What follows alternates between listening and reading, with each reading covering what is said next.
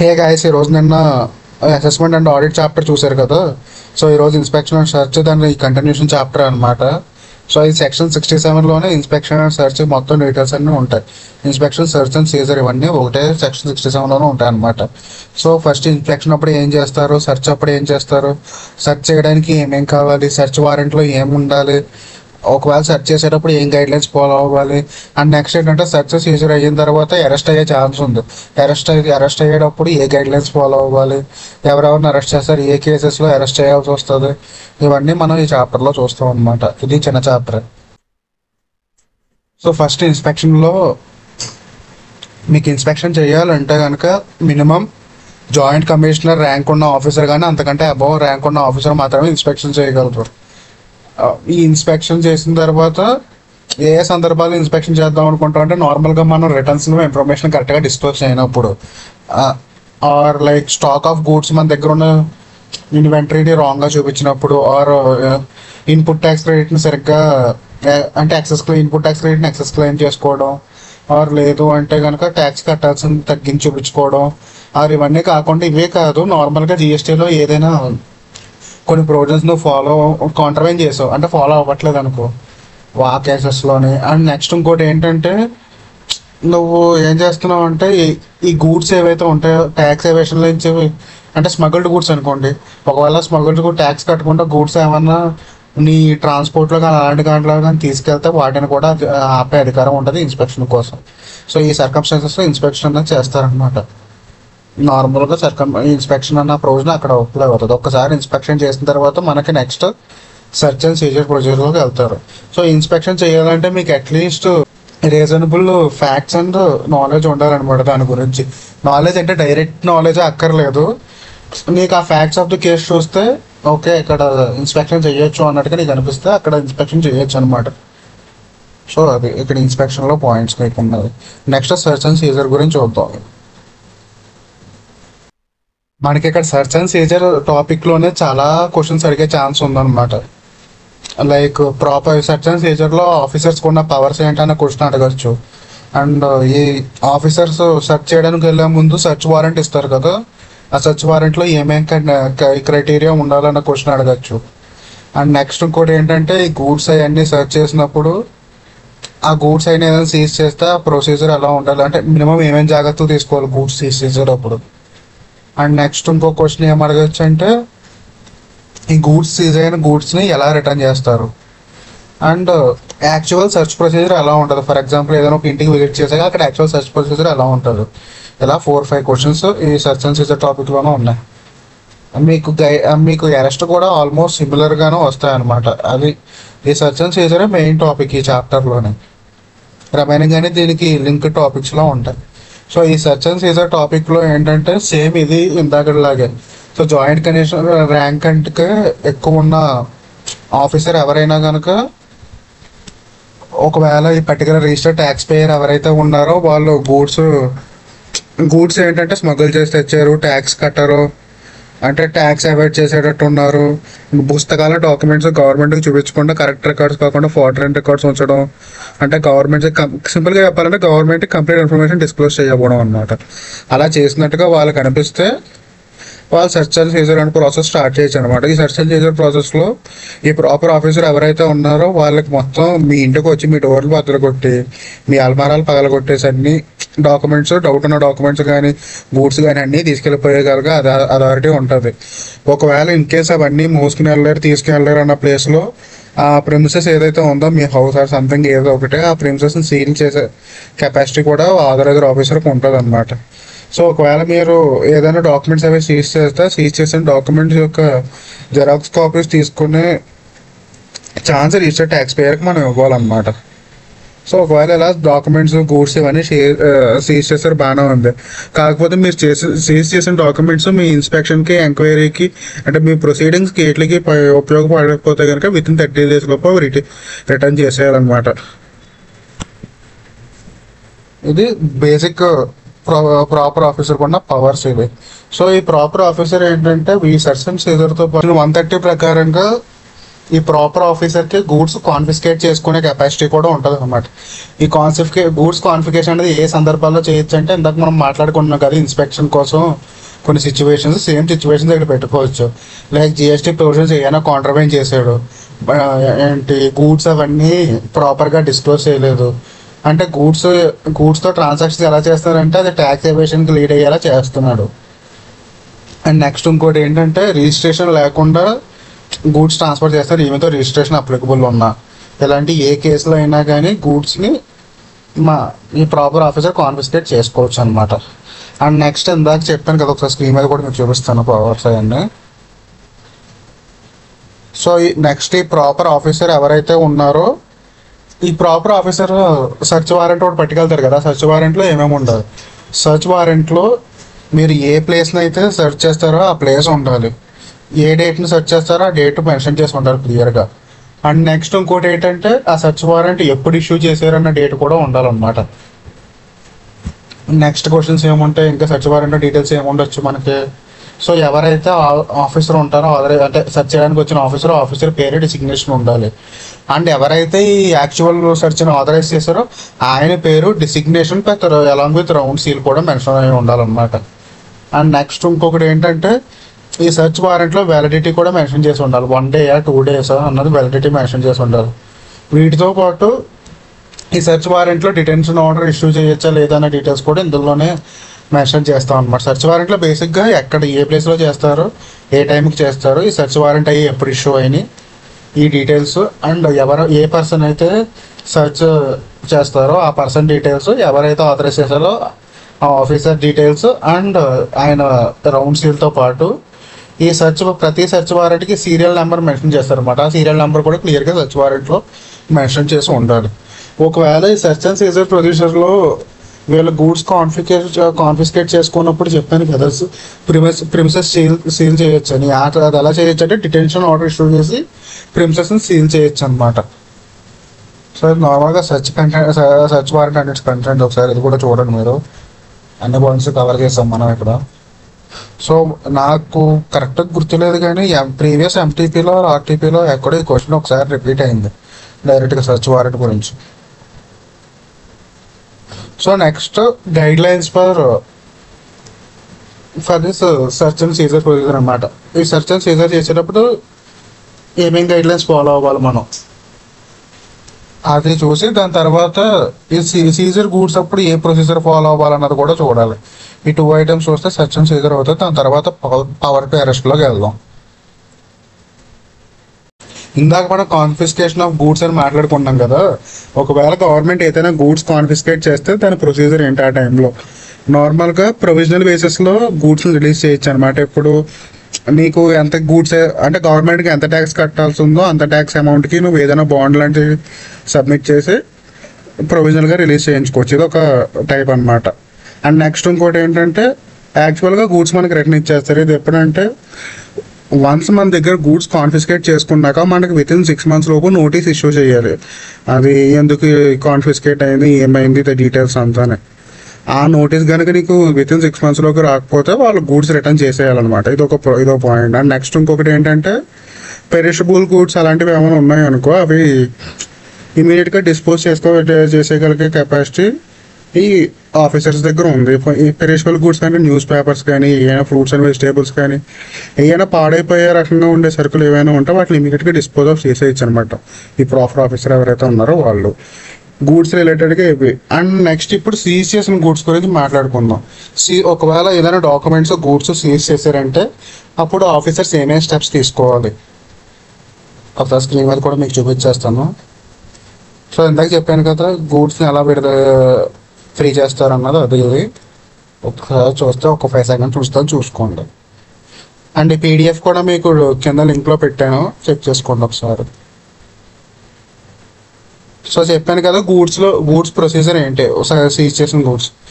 ఇది మనకు తెలిసింది ఆల్రెడీ. సీజ్ చేసిన గూడ్స్ నీకు ఒకవేళ నీకు అవసరం లేకపోతే అవసరమైన పీరియడ్ కంటే ఎక్కువ కాలం నీ దగ్గర ఉంచుకోకూడదు. డాక్యుమెంట్స్ ఏమైనా సీజ్ చేసి ఉంటే ఇవన్నీ ఈ పాయింట్స్ మీకు ఆల్రెడీ రిపీటెడ్గా ఉండొచ్చు, కాకపోతే క్వశ్చన్ బట్టి ఆ పాయింట్స్ రాయడానికి మారుతుంది అనమాట. సో మీరు ఒకవేళ ఏదైనా డాక్యుమెంట్స్ లాంటివి సీజ్ చేసి ఉంటే వాటిని ఫోటో కాపీస్ తీసుకునే ఛాన్స్ ఇవ్వాలి రిజిస్టర్ పర్సన్కి. ఇది కూడా చెప్పాను కదా, ఈ పాయింట్ కూడా మనకి మ్యాటర్ ఆఫ్ రిలీజ్ ఆఫ్ గూడ్స్లో ఆల్రెడీ రిపీట్ అయింది. నోటీస్ విత్ ఇన్ 6 months లోపు రాకపోతే కనుక గూడ్స్ మనం రిటర్న్ చేసేయాలి. అండ్ వన్స్ ఒకవేళ ఈ గూడ్స్ సీజ్ చేసిన గూడ్స్ అన్నిటికి పంచనామా అంటారనమాట. సో అలాంటి పంచనామా రెడీ చేసి దానికి ఒక లిస్ట్ మెన్షన్ చేసి ఆ లిస్టులో ఇన్వెంటరీ ఆఫ్ సీజర్ గూడ్స్ అంటే ఏమేమి సీజ్ చేశారనేది లిస్ట్ రాయడం అనమాట. ఆ లిస్ట్ రాసి ఉంచాలి. ఇక్కడ సేమ్ పాయింట్, పెరిషబుల్ గూడ్స్కి వస్తే వాటిని అమ్మేసుకోవచ్చు. అండ్ నెక్స్ట్ ఇంకోటి ఏంటంటే ఈ సెర్చ్ అండ్ సీజర్ ప్రొసీజర్లో సిపిసి పవర్స్ అనేవి అప్లై అవుతాయి అన్నమాట. So criminal code procedures apply అవుతుంది. నార్మల్గా క్రిమినల్ కోడ్ ప్రొసీజర్ ప్రకారం ఏంటంటే ఎవిడెన్స్ మెజిస్ట్రేట్ దగ్గరికి తీసుకెళ్తాం ఏదైనా ఎవిడెన్స్ దొరికితే. సో ఇక్కడ ఏంటంటే అలా కాకుండా జాయింట్ కమిషనర్ దగ్గరికి వెళ్ళి ఆర్ ఎనీ ప్రిన్సిపల్ కమిషనర్ దగ్గరికి వెళ్ళి సబ్మిట్ చేస్తాం అనమాట. ఇది గైడ్ లైన్స్ ఫాలో అవ్వాల్సింది గూడ్స్ సీజ్ చేసినప్పుడు. నెక్స్ట్ ఇంకోటి ఇప్పుడు బేసిక్గా సెర్చ్ ప్రొసీజర్ ఎలా చేయాలన్నా చూద్దాం. సో ఈ బేసిక్ ప్రొసీజర్ ఫస్ట్ నేను మీకు నార్మల్గా చెప్పేసి ఇక్కడ ఏం పాయింట్స్ ఉన్నాయో చూపిస్తా. సో మీరు ఏదన్నా సెర్చ్ చేయాలంటే first mandatory document search warrant చూపించాలి, ఇది అందరికీ తెలిసిందే. అండ్ కంపల్సరీ సెర్చ్ టీంలో అట్లీస్ట్ 1 లేడీ ఆఫీసర్ ఉండాలి. అండ్ నెక్స్ట్ ఇంకోటి ఏంటంటే ఈ వచ్చిన సెర్చ్ టీమ్ అంతా కూడా వాళ్ళ అఫీషియల్ ఐడీస్, వాళ్ళ నేమ్స్, ఇన్ఫర్మేషన్ అంతా కూడా అక్కడ ఏ ప్రాపర్టీకి అయితే వెళ్ళారో ఆ ప్రాపర్టీ యొక్క ఇన్ఛార్జ్కి లేదంటే ఓనర్కి వాళ్ళ ఇన్ఫర్మేషన్ చెప్పాలన్నమాట. చెప్పిన తర్వాత ఈ ఓనర్ ఎవరైతే ఉన్నారో ఆ ఓనర్ దగ్గర సిగ్నేచర్ తీసుకోవాలి సెర్చ్ వారెంట్ మీద. అండ్ వన్స్ ఆ ఓనర్ సిగ్నేచర్ సెర్చ్ తీసుకున్నాక ఒక అట్లీస్ట్ 2 విట్నెసెస్ సైన్ పెట్టించాలి.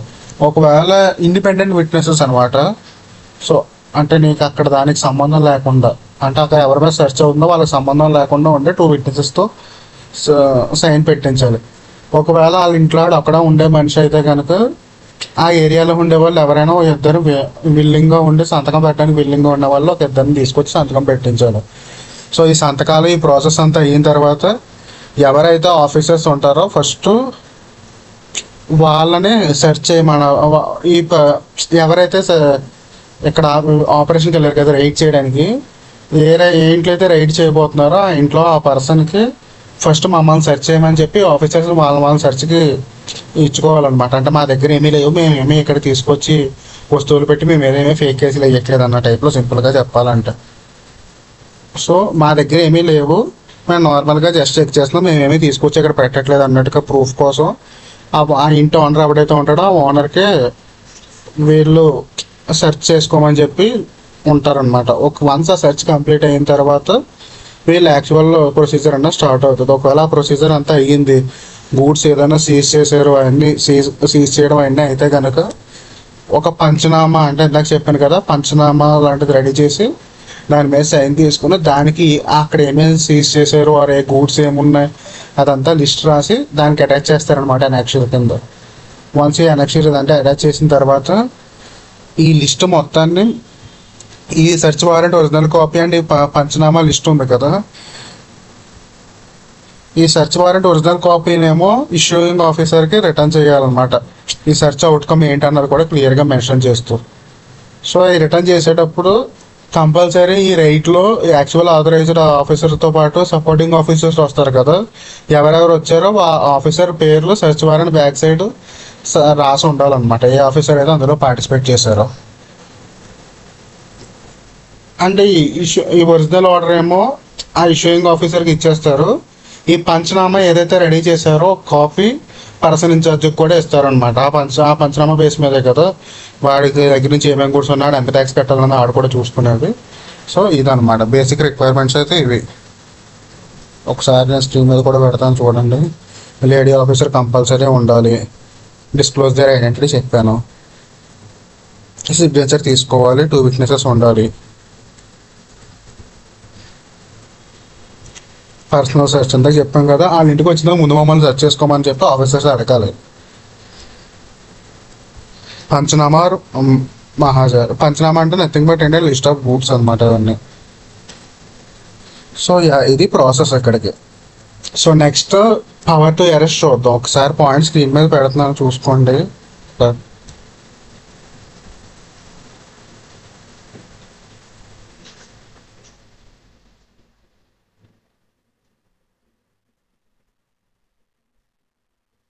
నార్మల్గా ఎక్కడ సెర్చ్ అండ్ సీజర్ ఏ యాక్ట్లో వచ్చినా కూడా మనకి సేమ్ ప్రొసీజర్ రిపీట్ అవుతుంది. జిఎస్టీ అవనే, కస్టమ్ అవనే, నార్మల్గా డైరెక్ట్ ట్యాక్స్ అవనే, సాధారణంగా ఎక్కడ సెర్చ్ అండ్ సీజర్ ప్రొసీజర్ వస్తే మీకు ఇయే రిపీట్ అవుతూ ఉంటాయి అన్నమాట. So next power to arrest. ఇది ఇప్పుడు నెక్స్ట్ పాయింట్స్లో చూద్దాం. పవర్ టు అరెస్ట్ ఒకటి ఉంది మనకి. అండ్ నెక్స్ట్ ఇంకోటి ఏంటంటే 3 సెక్షన్స్ ఉన్నాయి. Section 70, 71, 72. First power to arrest గురించి మాట్లాడతారు. దాని తర్వాత ఏంటంటే సమనింగ్. అంటే నువ్వు ఫస్ట్గా మనకి జిఎస్టీ ఆఫీసర్కి కూడా వెళ్ళి ఉంటాం కదా, డైరెక్ట్గా కంపెనీ డైరెక్టర్లు వీళ్ళు ఖచ్చితంగా రావాలని రూల్ ఉండదు. ఫస్ట్ ఏంటంటే ఎవరైనా రిప్రజెంటేటివ్ వెళ్ళి మాట్లాడతారు, ఇన్ఫర్మేషన్ అంతా ఇస్తారు. సో ఆ ఇన్ఫర్మేషన్ ఇవన్నీ ఎక్కడ సఫిషియెంట్గా సరిపోవట్లేదు అలాంటి టైంలో డైరెక్ట్గా వాళ్ళకి కావాలంటే కనుక కంపెనీ డైరెక్టర్ వాళ్ళని సమన్ చేస్తారు కదా, సేమ్ అన్నమాట. సో సమన్స్ అంటే అవి. సో ఆల్రెడీ మనకి సర్చ్ ప్రొసీజర్ అంతా అయింది కాబట్టి ఆ సమన్స్ గురించి, పవర్ టు అరెస్ట్ గురించి, వీటి గురించి మాట్లాడుకుని క్లోజ్ చేసుకుందాం. సో ఇప్పుడు పవర్ టు అరెస్ట్ అన్నది సెక్షన్ 69 ఏంటో చూద్దాం. ఓకే, సో మీకు ఈ సెక్షన్ 69 అప్లై అవ్వాలంటే అట్లీస్ట్ మీరు 2 crores కంటే అంతకంటే ఎక్కువ రిలేటెడ్గా అఫెన్స్ ఆర్ క్రైమ్లో ఉండాలన్నమాట, ట్యాక్స్ రిలేటెడ్ అఫెన్స్ ఆర్ క్రైమ్లో. సో ఈ అఫెన్స్ ఆర్ క్రైమ్లో ఉండాలి. అండ్ ఇంకొకటి ఏంటంటే ఏ కేసెస్లో అరెస్ట్ చేయొచ్చు అన్నది కూడా ఇంపార్టెంట్. మీకు నార్మల్గా అరెస్ట్ అనేది ఏ పర్సన్ అయితే అరెస్ట్ అవుతుందో ఆ పర్సన్ అబ్స్కాండ్ అయిపోవడం, ఆర్ ట్యాక్స్లు అవాయిడ్ చేయడం, లేదంటే విట్నెసెస్ని బెదిరించడం, భయపెట్టడం లాంటివి చేయడం, అంటే ఇన్ఫ్లుయెన్సింగ్ విట్నెసెస్, లేదంటే ఎవిడెన్స్ ట్యాంపరింగ్ చేయడం, డాక్యుమెంట్స్ అలాంటివి అన్నట్లని. సో అలాంటివి చేసే ఛాన్స్ ఉన్న వాడిని వెంటనే పట్టుకోవాలనుకుంటారు అన్నమాట, అరెస్ట్ చేద్దామని. సో ఒకవేళ అరెస్ట్ చేశారు, అరెస్ట్ చేసినప్పుడు ఏమేమి గైడ్లైన్స్ ఫాలో అవ్వాలి, సో అరెస్ట్ చేసినప్పుడు ఏం గైడ్లైన్స్ ఫాలో అవ్వాలన్నది ఏ టైప్ ఆఫ్ అఫెన్స్ చేశాడు అన్న దాన్ని బట్టి డిపెండ్ అవుతుంది. ఇక్కడ అఫెన్సెస్లో cognizable offence, non cognizable offence అని ఒకటి ఉంటుంది. కాగ్నిజబుల్ అఫెన్స్ అంటే ఇదేంటంటే బాగా సీరియస్ అఫెన్స్ అనమాట. అంటే ఎక్కువ కాలం జైలు శిక్ష, ఎక్కువ ఫైన్లో పడే కేసులు లాంటివి ఏమైనా ఉంటాయో ఆ కేసెస్. అలాంటి కేసు దాంట్లో కనుక అరెస్ట్ అయితే తనకి అరెస్ట్ అయిన వితిన్ 24 hours లోపు డిస్ట్రిక్ట్ మెజిస్ట్రేట్ దగ్గరికి వెళ్ళి సబ్మిట్ చేయాలి. అండ్ ఇంకోటి ఏంటంటే ఏ గ్రౌండ్స్లో అరెస్ట్ అయ్యాడో ఆ రిజిస్టర్డ్ పర్సన్కి చెప్పాలన్నమాట, ఎవరినైతే అరెస్ట్ చేసామో వాడికి. అండ్ ఇంకొకటి అలా కాదు, నాన్ కాగ్నిజబుల్ అఫెన్స్ అంటే నార్మల్గా అఫెన్సే బట్ అంత సీరియస్ కాదన్న కేసులో ఏంటంటే దానికి ఏంటంటే ఇది అసిస్టెంట్ కమిషనర్ కావాలంటే అలాంటి కేసులో బెయిల్ అది ఇవ్వచ్చు అనమాట. సో ఇది కేస్ టు కేస్ డిపెండ్ అవుతుంది. ఓకే, సో ఇక్కడ అదే మీకు కూడా ఒకసారి స్క్రీన్ మీద చూపిస్తాను, అది కేస్ టు కేస్ డిపెండ్ అవుతుంది.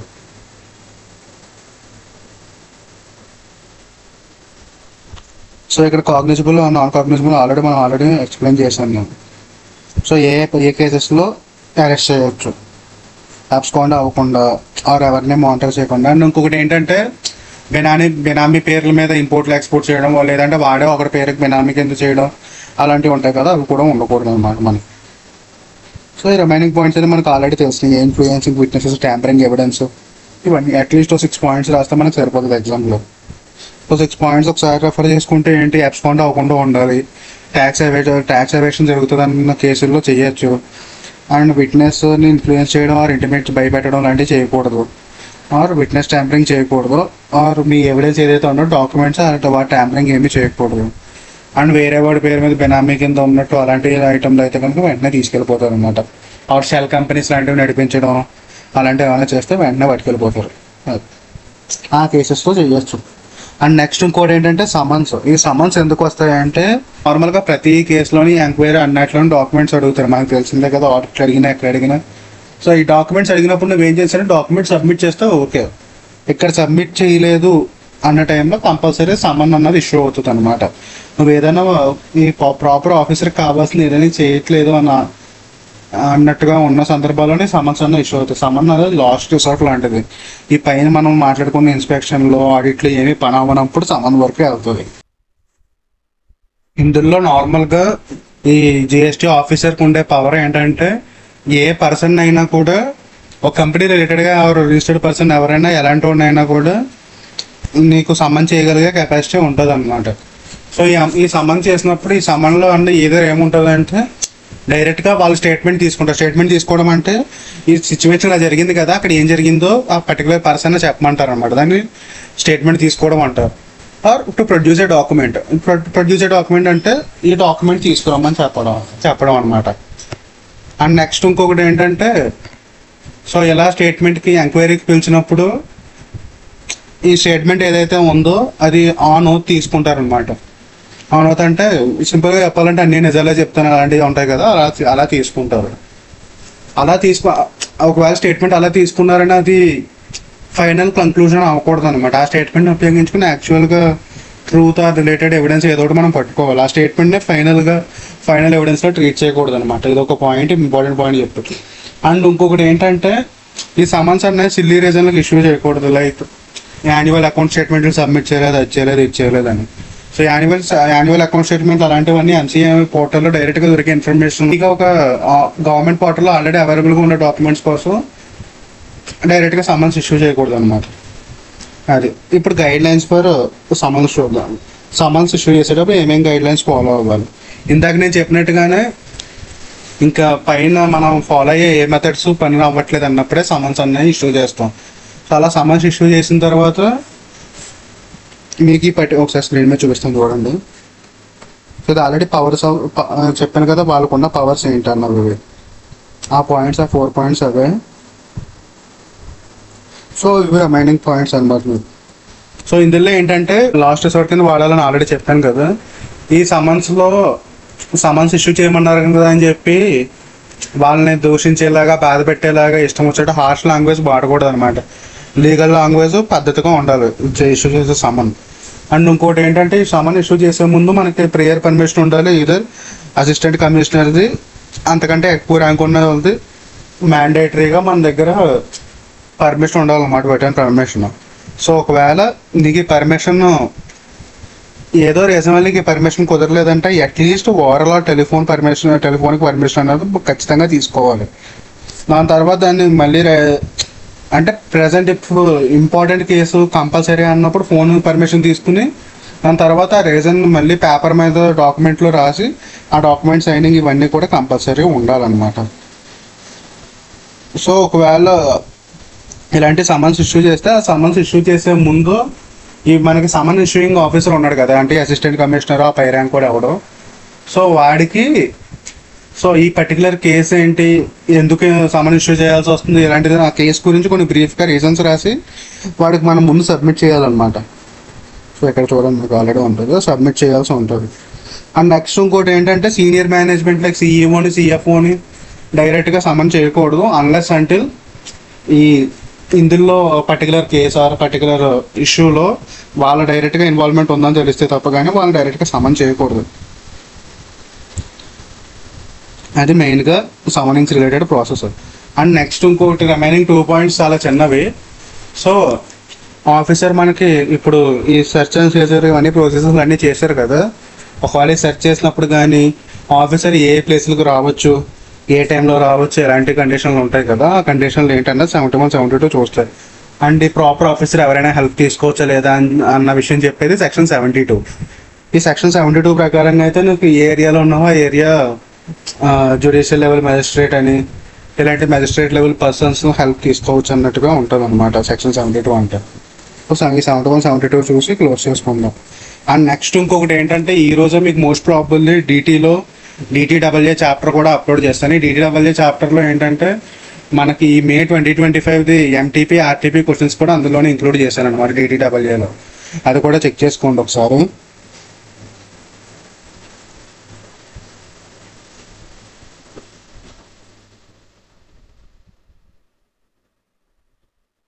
సో ఈ ప్రికాషన్స్ అంటే నార్మల్ ప్రికాషన్స్ అనమాట. సో ఏ రీజన్ లేకుండా ఆ పర్టికులర్ పర్సన్ పిలవడం ఆఫీస్కి, అండ్ ఆఫీస్లో ఎక్కువసేపు కూర్చోబెట్టి అవసరం లేకుండా కూర్చోబెట్టడం, అండ్ లేదంటే ఆఫీస్ అవర్స్లో కాకుండా బాగా లాంగ్ అవర్స్ కూర్చోబెట్టి వాళ్ళు చిరాకు వచ్చేసినప్పుడు అలాంటి చిరాకుల్లో నిజం చెప్పాలని చూసేలా చేయడం, అలా కావాల్సిన మాటలు చెప్పేలా చూసేలా చేయడం అని చెప్పి అలాంటివి ఏమీ చేయకూడదు. సింపుల్గా చెప్పాలంటే ఆ ప్రికాషన్స్ మీద అడిగిన ఏమీ నేను చూడలేదు క్వశ్చన్స్. సో అంత ప్రయారిటీ ఉంటుందని నేను అనుకోను. సో రిమైనింగ్ ప్రొవిజన్స్ అన్నీ మనకు ఆల్రెడీ ఆల్మోస్ట్ కవర్ చేశాను. అది కూడా పెట్టాను ఎందుకంటే ఇన్ కేస్ ఒకవేళ మనకి 2 మార్క్స్ క్వశ్చన్ 3 మార్క్స్ క్వశ్చన్ వస్తే పని అవుతుందని. మొన్న మీకు ఆల్రెడీ ఇంటర్నేషనల్ ట్యాక్సేషన్లో బెప్స్ గురించి చెప్పాను కదా, ఎంటీపీలో May 2025 ఎంటీపీలో ఆ బెప్స్ గురించి డైరెక్ట్ 3 మార్క్స్ క్వశ్చన్ ఉంది. బెప్స్లో హైబ్రిడ్ మిస్ మ్యాచ్ అని ఉంటుంది కదా, డైరెక్ట్ క్వశ్చన్ పడింది.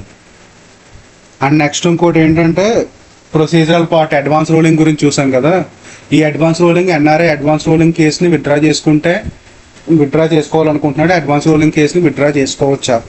ఈ క్వశ్చన్స్ అన్నీ కూడా పడినాయి. థియరీ క్వశ్చన్లు బలంగానే పడినాయి అనమాట మనం డిస్కస్ చేసుకున్న టాపిక్స్లో.